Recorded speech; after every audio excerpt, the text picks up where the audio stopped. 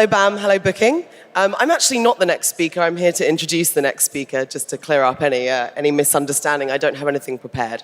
Our next speaker is a good friend of mine. He's also someone whose career I've followed and admired from afar. We used to work together back when he was marketing director at Absolut vodka in the US. We worked together on such meaty and first world problems such as how to send Lady Gaga to space. Sadly, Gaga never did go into Stella. We're still waiting on that one, but Afdhel's career did instead. He's found his true purpose helping brands and businesses and corporations and also individuals find their purpose. He's a best-selling author of a book called Good is the New Cool. I highly recommend you read it. And he's also set up an organization called Conspiracy of Love, which helps brands such as Adidas, Sonos, and Coty find their brand purpose. It's something that we think about a lot in the employer brand team where I work. Increasingly, purpose is becoming more and more important to our candidates and to our employees. And increasingly, people are choosing purpose over a high paycheck. We know that to retain people, we have to engage with them. And so to thrive as organizations, we have to start talking about what matters. To talk more about that, my good friend Afdhel Aziz.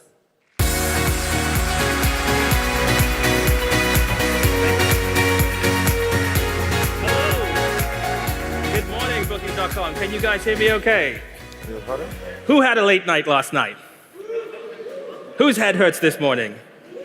All right, we're going to be gentle with you today. Today I'm going to talk about 45 minutes. We're going to have some time for questions at the end about this word purpose. What is it? How do you find it? Why it's valuable? But first, I want to take you back in time with me. So everybody close your eyes. Take a deep breath. We're going to go back in a time machine to 2006. Open your eyes. In 2006, I'm a 33-year-old brand manager working for Nokia in London. And I walk into my boss's office, and I have this idea. I'm like, hey, Key, I've got this idea. And he looks up at me and goes, what? You know how Coca-Cola owns Christmas, right? What if Nokia could own New Year's Eve?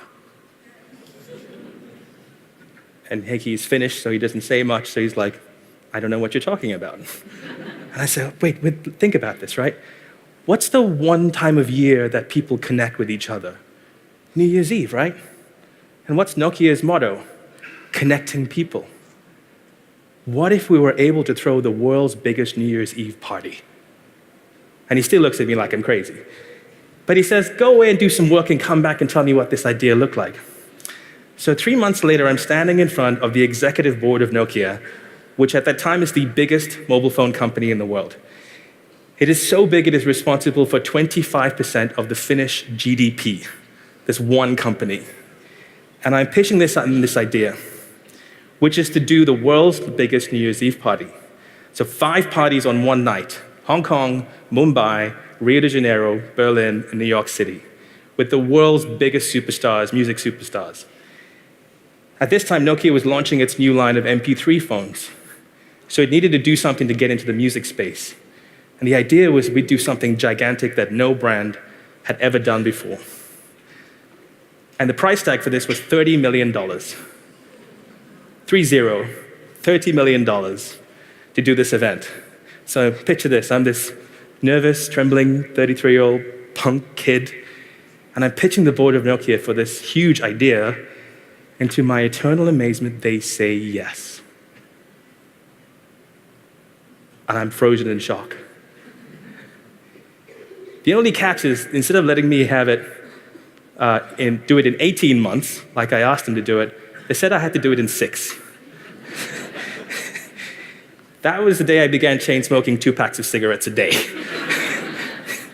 So I call up the only guy on the planet who's actually pulled off something like this. So do you guys remember the Live Aid concerts, the big concerts with Sir Harvey Goldsmith that did around the world? I call up Harvey and I go, Harvey, Nokia just gave me $30 million to do 5 concerts on one night. Can you help me do it? And to his credit, he didn't laugh, and we actually ended up working together over 6 months, the most stressful 6 months I've ever had in my career in working for major corporations.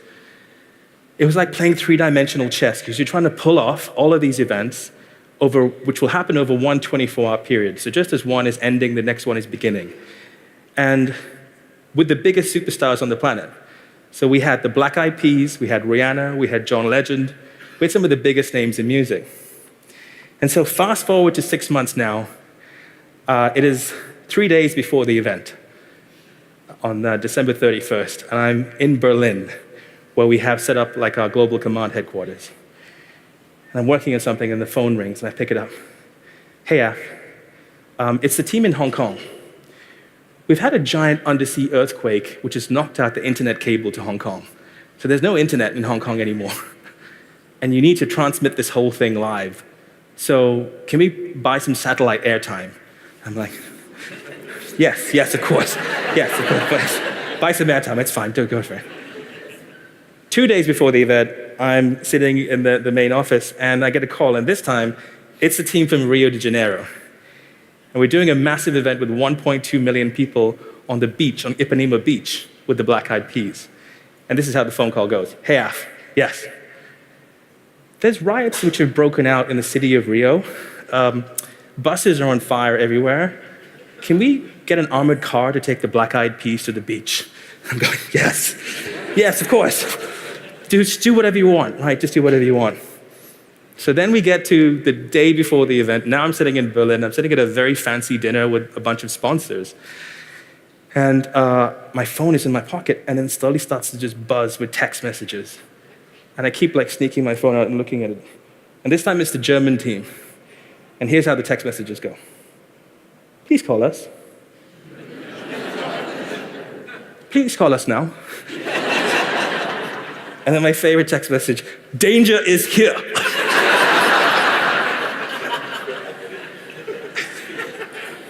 Gotta love Germans and their directors. Danger is here. So I step out, excuse me, I go, what is going on? What's happening? And they're like, Af, there's a hurricane that's about to hit Berlin tonight. There are 100-mile-an-hour winds. We have to take everything down across this 1.5-mile stretch in front of the Brandenburg Gate, take it down tonight and put it back up tomorrow. Can we have some money to pay for it? I'm like, yes, just go for it. And I put the phone in, I'm like, God, you have given me seaquakes. You have given me riots. You have given me hurricanes. What are you going to send me next? Like a plague of locusts? Like, what is this? Like the Bible? Like, what is happening? Is this your way of saying I shouldn't do this concert? So, anyway, we get to the next night, and I'm sitting in this control room in Berlin, and I'm watching a bank of screens, watching this show unfold in front of me. It starts in Hong Kong at sunset, on sunrise. And I'm watching all of these performances, amazing performances roll off one by one. It's a global satellite broadcast that we're doing at the same time. And about 3 o'clock in the morning, I'm sitting there in the control room, and my favorite moment happens. Oh, and this is a picture of it, by the way. This is a picture of what it looked like on Ipanema Beach with 1.2 million people. And my favorite moment, you can see it there, it's John Legend who gets on the piano, and it's just him and the piano, and he sings one of my favorite songs, which is Ordinary People. And all 1.2 million people sing along. And I was like, wow, he did it. He actually did it. The next morning, I wake up in my hotel room. I slept for like 15 hours straight because I'm exhausted at this point. And I wake up and I'm sitting in this hotel room. And I'm looking inside myself. I'm thinking, wow, we pulled it off. It is the single most audacious piece of experiential marketing ever attempted by a brand. I should be feeling joy. I should be feeling exhilaration, like we did it. But do you know what I felt inside of me? Do you know what was really inside of me when I looked? Nothing. There was nothing. I thought that was so strange. I should be on top of the world. I've pulled off the biggest and coolest thing I've ever done as a marketer, but I don't feel any sense of exhilaration or satisfaction. And I started to question whether I had just blown $30 million of Nokia's money. Whether I had just blown $30 million just to feed my own ego. You know, I think about where Nokia is today. It's no longer the biggest mobile phone brand in the world. Hell, it's even barely a brand anymore. And I think about how my actions contributed to that. What if I had found a way to spend that $30 million in a way that helped Nokia future-proof itself? What if I had found a way to spend that $30 million in a way that actually helps society? And that was part of the journey that I started on that leads me here to speak to you today. You know, my friend Jeff has a great story to sum it up. He said he was watching the movie Deep Impact. So, do you remember this movie? About an asteroid hitting the Earth. It's like got Morgan Freeman as the president, and it's one of those cheesy 90s movies. So Jeff and I are watching this movie, and there's a scene where they take the best minds of humanity and they put them in this mountain shelter. Do you remember this? It's like the asteroid's going to hit, let's save humanity, let's put doctors and engineers and teachers and scientists into this mountain shelter to save them. And Jeff and I are watching it, and he turns to me and he goes, you know what, Af? I go, what? I don't think they're putting any marketing people in there.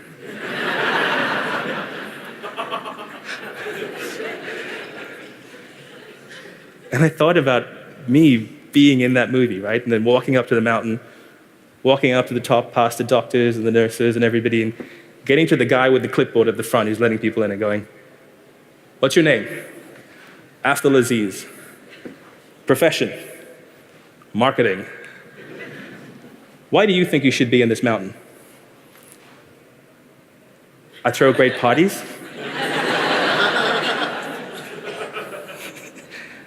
I think we all want to do work that gets us into the mountain. And today I want to talk about some people who I think have succeeded in doing that as well. So all of these points led me to start questioning what I was doing and start researching examples of people who were doing it well. So I'd sit in a little tiny phone booth at my work at lunchtime, and I'd just call people up who I thought were doing interesting things. It wasn't more complicated than that. I was just following my intuition. And so many people I talked to were so generous with their time. And 4.5 years later, that led to the publication of this book, Good is the New Cool, which came out in October of 2016, and really is a distillation of everything I learned about how brands can have a higher order purpose and make money and do good at the same time. And really the key word around this is this word, purpose. So purpose has many different meanings around the world. The French call it raison d'être. The Japanese call it ikigai. Purpose really means the reason for your existence. And that applies both to a company as well as to yourself as well. So first I want to talk about brand purpose really quickly, just to give you some context. So what is brand purpose? Well, for an organization, it really is the reason you exist more than just to make money. It's the why of your existence. It should be at the core of everything that you do. Here's another way to look at it. For great companies, purpose is really in the middle, and it's super clear why they exist. Secondly comes their vision of where they want to get to, what they want to achieve. Next come things like missions. What is your mission with people? What is your mission with products? What is your mission with regard to society? Then there's the values, how you behave. And finally, all of that wrapped up together really becomes your positioning, how you communicate to the outside world. But if you don't have a clear purpose at the center, so many companies get lost. So here's a few examples of brands I think have really great purposes. The first is Tesla. I love Tesla's purpose: to accelerate the planet's transition to sustainable energy. Damn, that's an ambitious goal, right? And you see how Tesla's now bringing it to life through their cars, through their solar roof tiles, through their batteries. They want to be the Apple of clean energy. Starbucks, to inspire and nurture the human spirit, one person, one cup, in one neighborhood at a time. Really simple, really humble, really beautiful. Your competition, Airbnb. We help people belong anywhere. Really clear, really simple to understand as well. Patagonia, to use business to inspire and implement solutions to the environmental crisis. And they're doing a magnificent job of achieving this purpose, going so far as to sue the President of the United States recently to protect lands. Yes, you can applaud that. Damn right.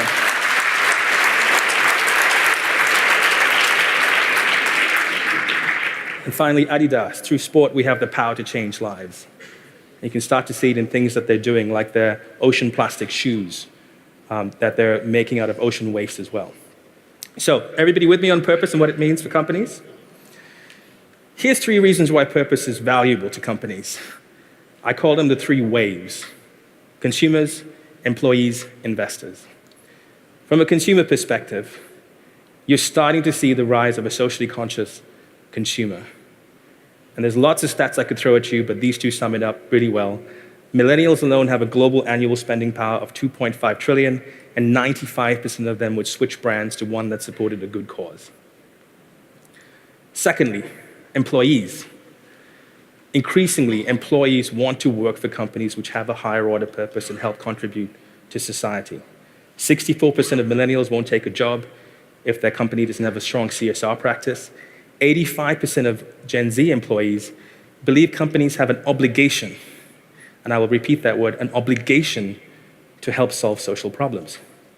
So if you want to future-proof yourself for the next 2 generations of talent, you better make sure your company has a strong purpose and clearly shows people how their work ladders up to a higher meaning.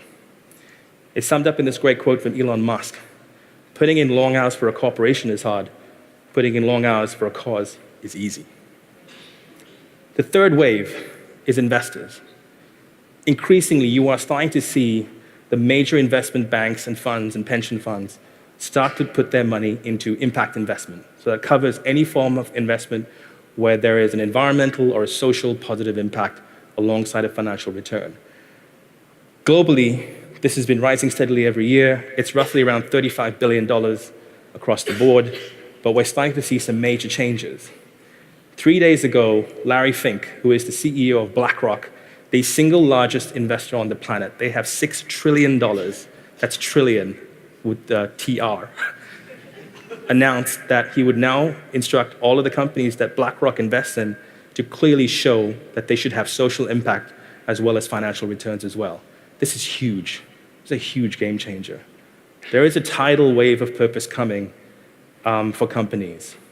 And actually, what's great about this, that it's a great opportunity. Peter Diamandis has this great quote: "The world's biggest problems are the world's biggest opportunities. Problems are gold mines. There is a lot of money to be made in solving problems." In fact, the smart companies like Adidas, who are making money off things like ocean plastic shoes, realize that they're moving past the era of corporate social responsibility to the era of corporate social opportunity. So there's a new wave that's arriving right now, which is going to change everything. But here's the problem. And I realized this after all this time I've spent traveling around the world and speaking to audiences like you and talking to people who work inside those companies. Even if you have a higher order purpose, if the people in that organization don't believe in it, it's useless. It's just words on a page. It's just another pretty mission statement that's put up, in places that nobody can actually remember or respond to. This isn't just me talking. Gallup ran a poll which asked people to say if they were engaged and happy at work. So just shout out, what percentage of people do you think said they were happy? 10? 30, 15? Anybody higher? 65? 15%. Thank you, whoever said 15. Only 15% of people say that they're really engaged at work. About 65% say they're disengaged, and the other says they are actively disengaged, as in, I hate my job. I just want to do a small experiment. Could everybody on that side stand up, please?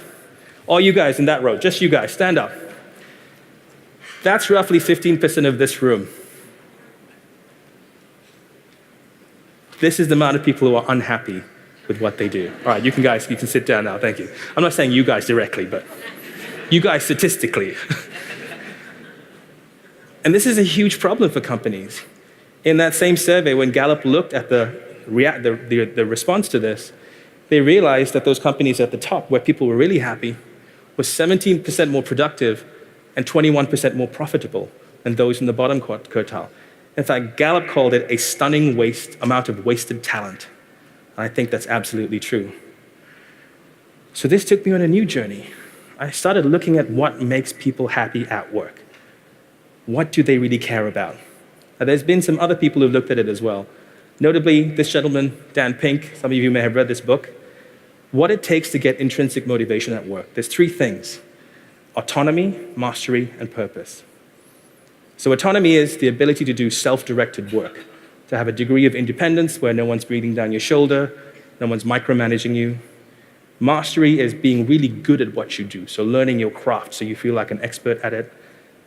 And purpose is knowing why you do it as well. In addition to this, by the way, you absolutely need to make sure that you're paying everybody fairly and they have benefits and all that stuff as well.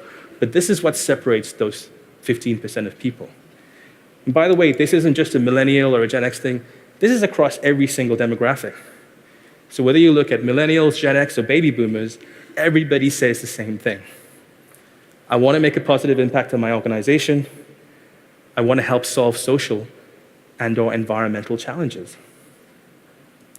This is really the existential crisis of our times. And I think people are feeling that, as Paul Pullman puts it, their self-worth shouldn't be measured by their net worth. Meaningfulness is now starting to rise up alongside money as one of the ways you measure success. A couple of quick stories about the power of finding purpose in your job that I really like. One classic story some of you may have heard is really about the NASA janitor. So as the story goes, in the 1960s, President John F. Kennedy was walking around NASA and he sees a guy mopping the floor. And he walks up to him and says, "Excuse me, sir, what do you do?" Now, by the way, I think it should be pretty obvious what he does. Like, he's mopping the floor. Anyway, for the purposes of this story, let's just go with it. He goes across and says, "What do you do?" And the janitor straightens up and said, "Mr. President, I'm here to put a man on the moon."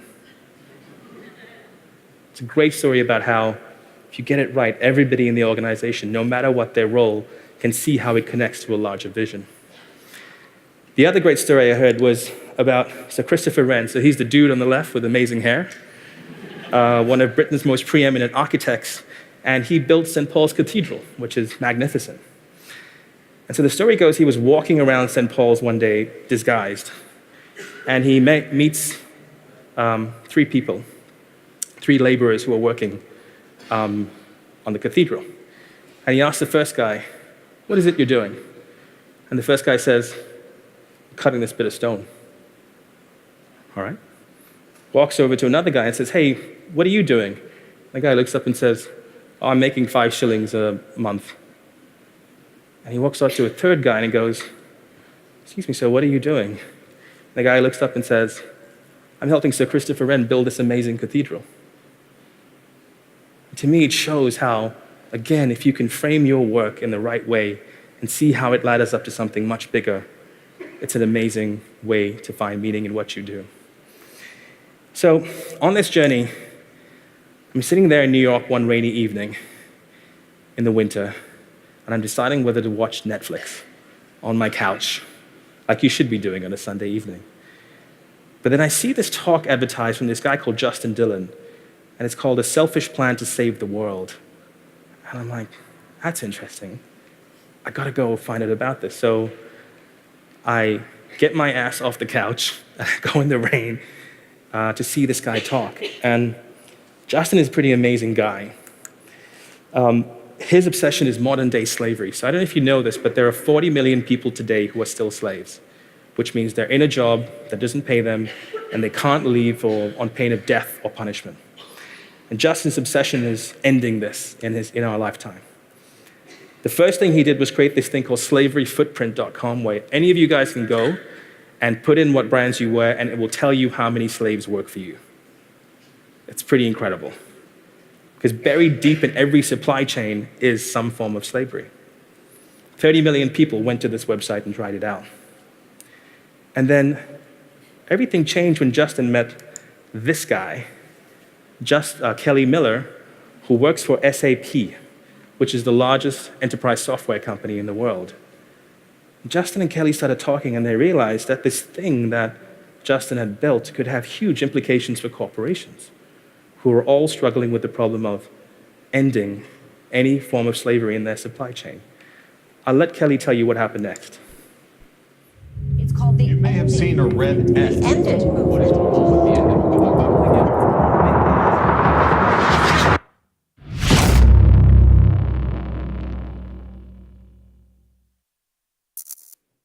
I am very grateful because every morning I get up and drive to work and work at a company that is making an impact not only with our customers, but making an impact on the world. SAP is the largest enterprise software company in the world. I run the North American market unit for financial services for our supply chain and procurement business, which is called Ariba. Ariba is unique because we have the world's largest e-commerce network. So think of Facebook, eBay, and Amazon for business, only much bigger.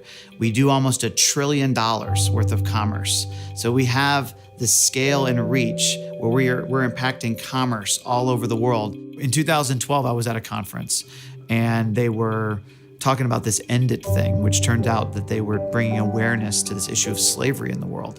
This guy started talking about how he wanted to end forced labor in the supply chain. And so I'm thinking, if I could somehow take what he's doing, productize it, and get it onto our network, potentially 2 million companies could be exposed to these type of ideas. So I got in touch with Justin, and our first conversation was over 2 hours long. And the reason that it was such a long conversation is because it was, from the very beginning, it was obvious that this was a perfect marriage of what he had and what my company had. So Justin had done the research, compiled the data, and had everything that was necessary information-wise for companies to actually figure this out. But he had no mechanism, no platform to deliver it. We decided to engage, we decided to take action, and we started this process of a 3-year journey where we engaged some of the world's largest global brands that are our customers. And we got input on what do you need? What do you need to be empowered and equipped to help end slavery in the world? And the result of that is the Freedom Tool. In its simplest form, the Freedom Tool is a dashboard. It's a reporting engine that takes a customer's spend data. So what are they buying? What area of the world are they buying it? And how much are they spending? And it loads it into this database, and we are able to report on where they may have problems with slavery, where they may have suppliers that are known offenders, etc. So it is a source of information to empower companies and help them make decisions and take action. So let's just say I'm a textile manufacturer, right? So you're a big brand clothing manufacturer, and your consumers are saying, hey, I don't want to wear clothes that are made by slave labor. And you as the company go, I don't know if slaves are in our supply chain or not. So you come to us and say, can you help? We get them on board with the Freedom Tool. We load their data, and then in a very short amount of time, they can absolutely see a dashboard of where their hotspots are and where they're likely to have slavery in their supply chain, and then they can take action based on being aware. I actually do imagine a world without forced labor because the approach has changed. We are now in a position to actually see change happening in the world. And it all started from End It making me aware of an issue, and then me focusing and thinking about that issue, and then taking action. So let's keep shining a light on slavery.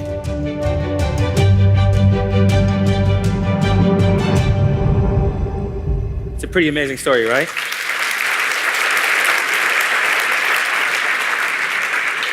So this is the Freedom Tool that SAP Ariba rolled out to their major suppliers like Boeing and Target. It allows chief procurement officers in any company to look deep into their supply chain and see if there are any problem areas as well. And when I was talking to Kelly about this, because I ended up interviewing him for my next book, he said, you know what's amazing is that it allows anybody to feel like a hero. When those guys who work in the procurement department go home at night and their kids say, hey, Daddy, what did you do today? They can say, I helped try and stamp out slavery. It's an amazing engine of finding meaning and purpose amongst people. And I asked Justin and Kelly, like, what was the way you guys did it? And Kelly told me this really simple thing. Sell the benefit, not the problem. Help your company understand the benefit to them as opposed to talking about the issue. And that's the surest way of finding traction and engagement within the company. And I realized that Kelly had this very unusual thing. Everybody has superpowers when they're inside a corporation, right? Everybody's really good at something. Maybe it's building the world's greatest spreadsheet, or maybe it is coming up with a vision, or maybe it's helping people get to where they need to get to. Kelly's gift was really around helping to frame the problem in the right way that got engagement. So one part of the puzzle I want you guys to think about today is, what are your corporate superpowers? What is the thing that you're really good at? If you ask your teammates to tell you that they say, oh no, she's really amazing at this. And understand that, because that's a crucial part of figuring out how you find purpose in what you do. Another story I kept telling around the world as I traveled with Good is the New Cool was a story of Alyssa Gray and the story of Citibank and Citibike as well. There was something about that story that made me go back to Alyssa earlier this year and ask her again about the story behind this. So for those of you who don't know, Citibank is a huge US bank. In 2008, it was one of the most hated banks on the planet because it took one of the biggest bailouts in the global financial crisis. Especially in New York City, they had a big image problem.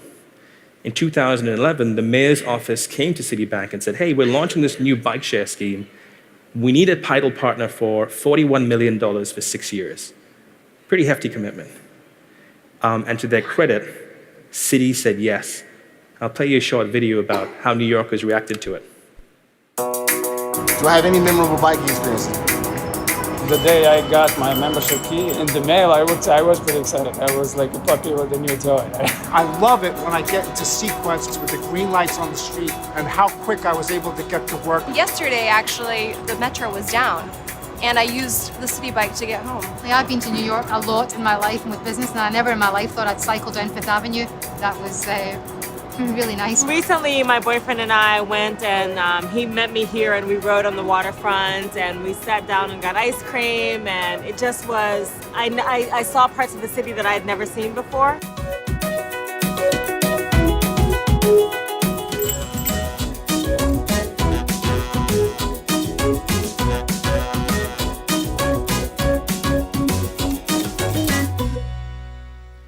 So this project has been a huge success for Citi. First of all, it's one of the single greatest media buys in the history of New York City. $41 million over 6 years to get every single street corner in Manhattan, Brooklyn, and the Bronx. It's lasted much longer than that same money would have spent if they had just put it into advertising. Secondly, it caused huge jumps in Citi's brand. 18% jumps. Citi is a brand I trust. Citi is a brand for me.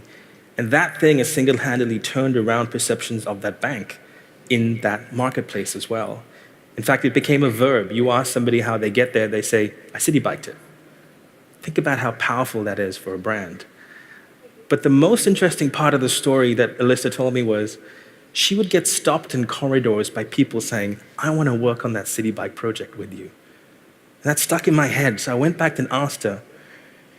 She said, it was really hard. We were trying to get buy-in from senior management.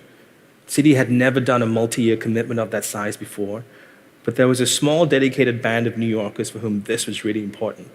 So we made the business case. We withstood all these problems. At one point, Hurricane Sandy hit the city and destroyed half the bikes while they were still in storage. But they kept going because they were all passionate about New York City. That was the thing that got them together.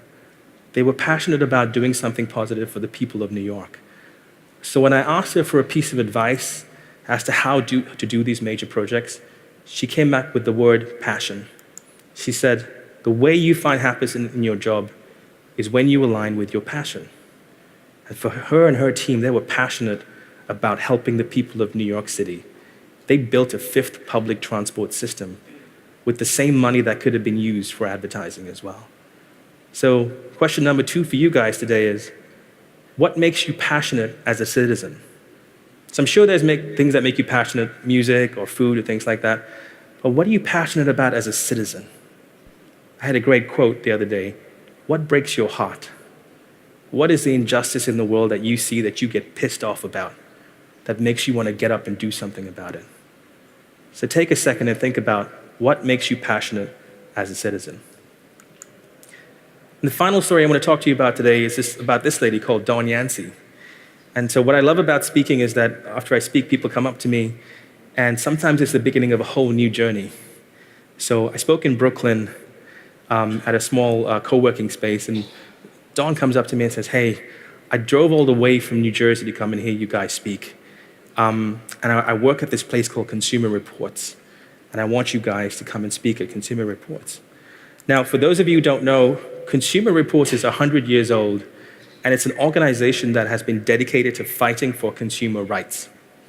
For example, they were one of the first to stand up against smoking, believe it or not. This is the cover of Consumer Reports, I think in 1963, battling the tobacco companies.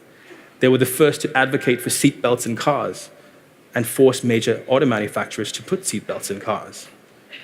Today, they're battling, today they're mostly known for giving consumer ratings. So if you want to know what car to buy or what mortgage to get, they're the ones who review everything and help protect people. And they're also battling things like how to protect your privacy, how to stand up against superbugs. They're really an amazing organization that for 100 years has been battling for you as a consumer against companies that want to take advantage of you. And so we go into Consumer Reports. We have this amazing day talking to the employees of Consumer Reports. And at one point, we're sitting around a table with about 25 employees. We ask them, what's your purpose? Like, how does it ladder up to what you're doing in the Consumer Reports? And the hair stood up on the back of my neck because every single person around that room said that their purpose was to protect people. Their purpose was to keep people safe from harm. And it was completely in line with the purpose of Consumer Reports, which is to create a fairer, better world. I'll let them tell you in their own words. We all want to make the right choices. Everyday ones, like buying our groceries. Or bigger ones, like getting that first apartment. Starting a family. Deciding when to retire. But when it comes to information and advice, It's hard to know who to trust. It makes you wonder, Who's got my back? That's exactly why we, Consumer Reports, are here.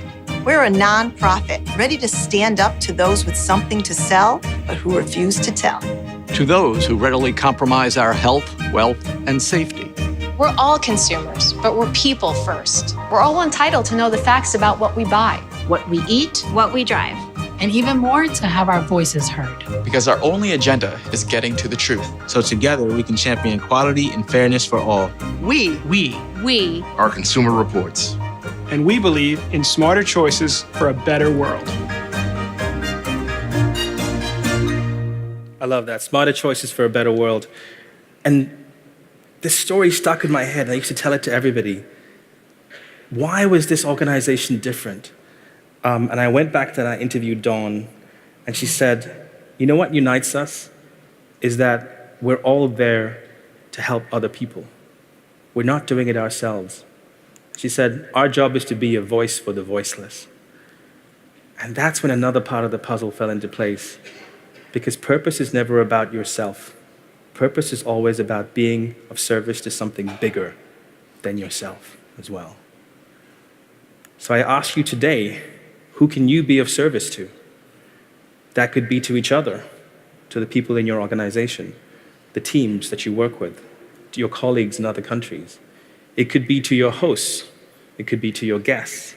And it could be to the wider world at large and society in general as well. So by now I feel like I'm getting somewhere. I have different pieces of the puzzle, but I'm still lost. I can't see the forest for the trees, to use that metaphor. What joins all this stuff together? And I speak to my friend Bobby and my co-author of the book, and they said, you have to go talk to this guy called True Pettigrew. Now, True is somebody I knew from my days in advertising. He ran a major agency in New York, but he'd quit, and now he was living in North Carolina, helping people find their purpose. And I tell him this problem, and I say, True, all these people out there are lost, but there doesn't seem to be a path to help them get to where they're going. And he said, Af, you know, that's true of so many people around the world. And what I found out is that when you're lost, what you need is a GPS. Just like a GPS can help you navigate back to where you need to get to, you need a GPS. And I said, okay, what does that mean? He said, well, The G stands for what are your gifts? The P stands for what are your passions? And the S stands for who you can be of service to. And that's when it all clicked. That's when I realized the answers had been there right in front of my nose. When I look back at the people I talked to, Alyssa had a gift of being able to lead a small group of people passionately through all the obstacles they faced. Her passion was changing the perceptions of the brand, and she was of service to the people of City of New York. Kelly had a gift of being able to frame the problem, frame the solution, not the problem. And he was passionate about the issue of ending slavery, and he had found purpose and meaning in creating this freedom tool. And Dawn was passionate about the work she was doing at Consumer Reports, helping people create a fairer, better world. And she had found purpose, which is why she's been there for 30 years, and she says she's still proud to drive into the car park every morning. Here's another way to look at it. What if purpose is at the intersection of what the world needs, what you're good at, and what you are most passionate about? I think I found a clue there. But there was still one more problem that I needed to fix. I still felt like there was something missing inside of me. And so I went and I did a lot of work with True to really understand myself. And man, it was hard. It's the most amount of soul searching I've ever done in my life. And it took months and months and months to look inside myself and ask myself what my purpose was. Do you want to know what the answer is? It's to be here with you today. It's to be here with you today. That's why I got on a plane and flew thousands of miles to be with you guys on a rainy Friday morning in Amsterdam. I realized that I had a gift of storytelling, that I wanted to share stories of people who inspired me. I realized I was passionate about helping people like me who were inside jobs that they couldn't find meaning in. And I realized that I wanted to be of service to folks like you today who may be on their own journey as well. This is my purpose, to be here with you today.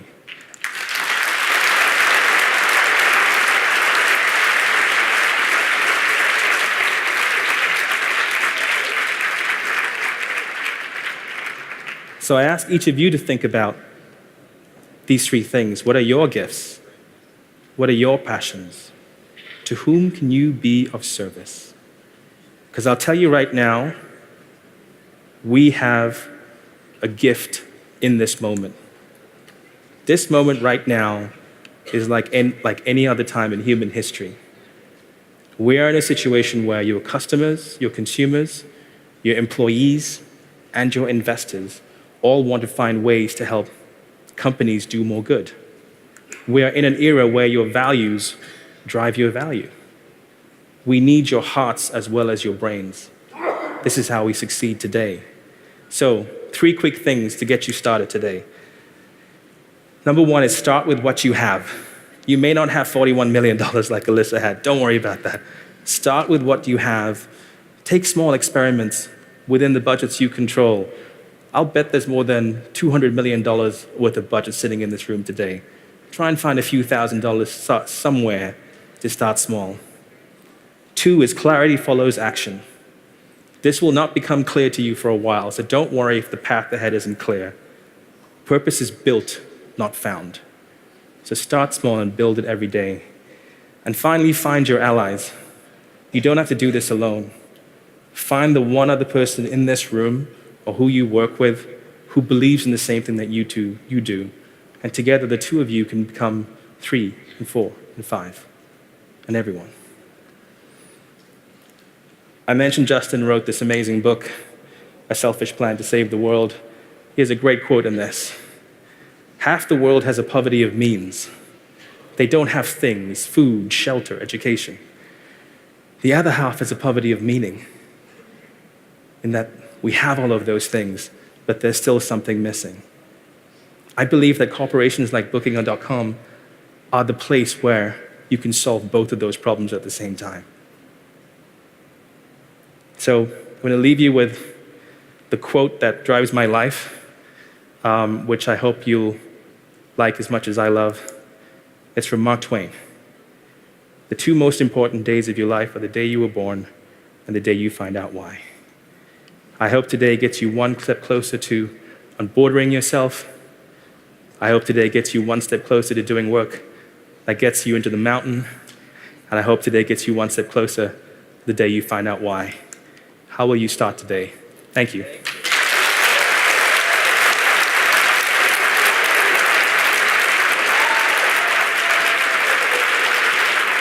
Thank you. Thank you very much.